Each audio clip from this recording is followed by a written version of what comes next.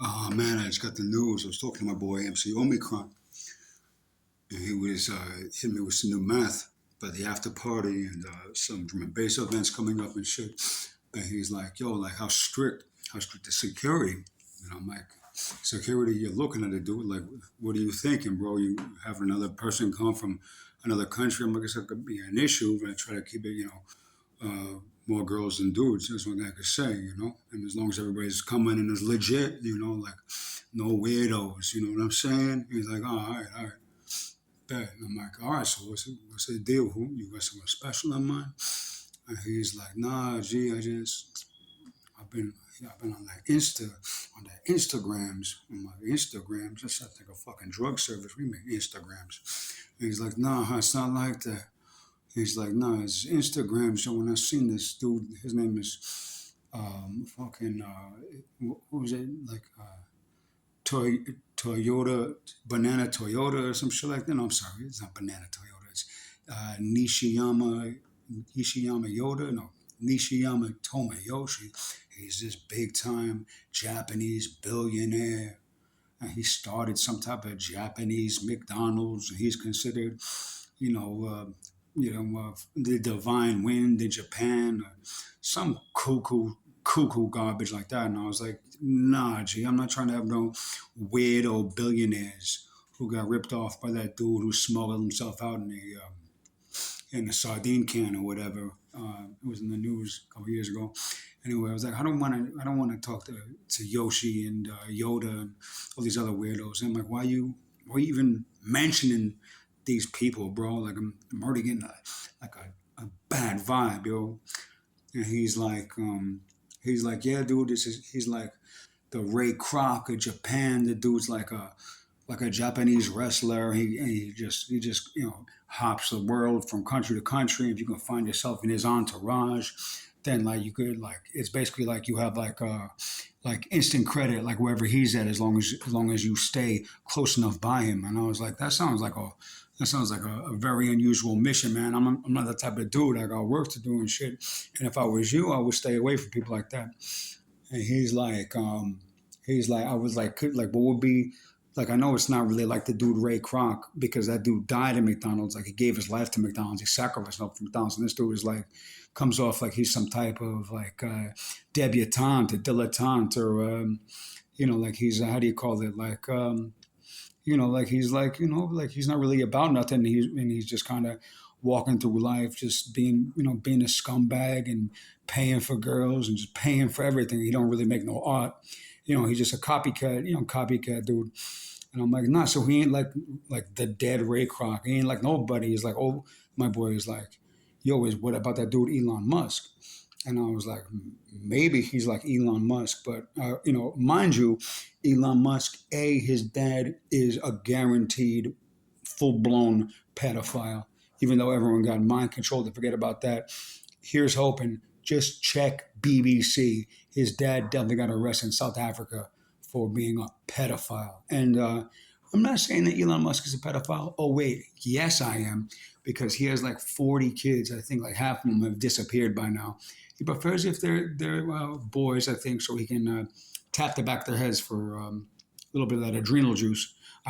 That's what I heard. Word on the street. Anyway, so yeah, but no judgments and nothing like that, right? It's not like he's killing the kids.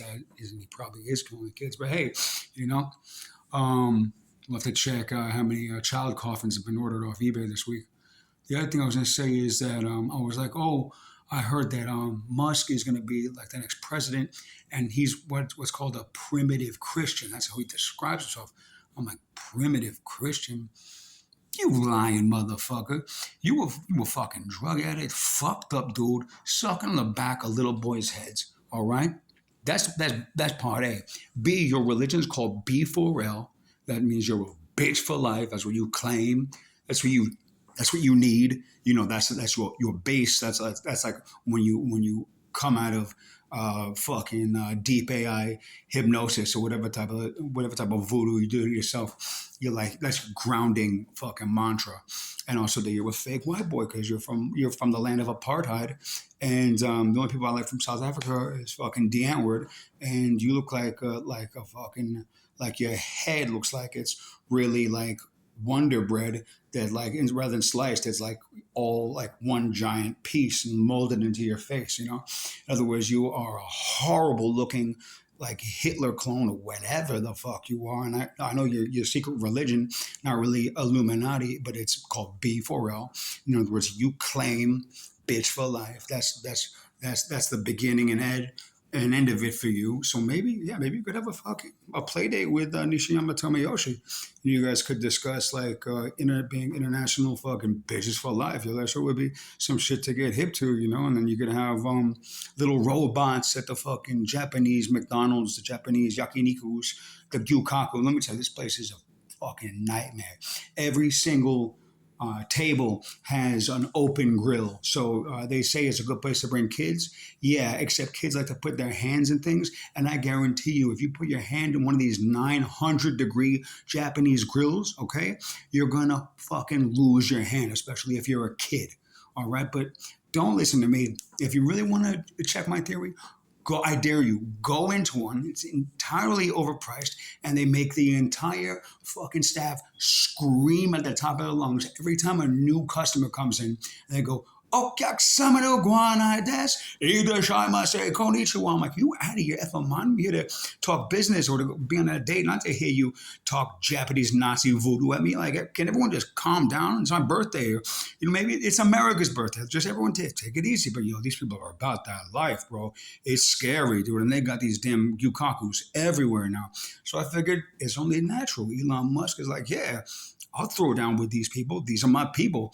Like, he can already smell the B4L. He can smell the bitch for life. Just like fucking, just digitizing, nanoteching its way into his fucking nose, into his apartheid nose, So then now they're going to have little robots there. And the robots can yell at you in fucking Japanese. And they can even, make it even more dangerous. Because the only thing more dangerous than a Japanese barbecue restaurant, and by the way, the whole thing's stolen from Korean barbecue. It's an absolute nightmare. This guy, Nishiyama Tomoyoshi, is also a major scumbag. He has dumb bread. I used to work for them, by the way. And I was even the waiter for him on a number of occasions. And my manager, Joji Uematsu, would be like, "Oh yeah, when Nishiyama Tomoyoshi parties, he has like 30 girls in his penthouse." And I'm like, 30 girls? What is he doing? Fucking sex trafficking? You sound like he ain't having sex with one of those girls, bro. He looks like he's like the Japanese Willy Wonka.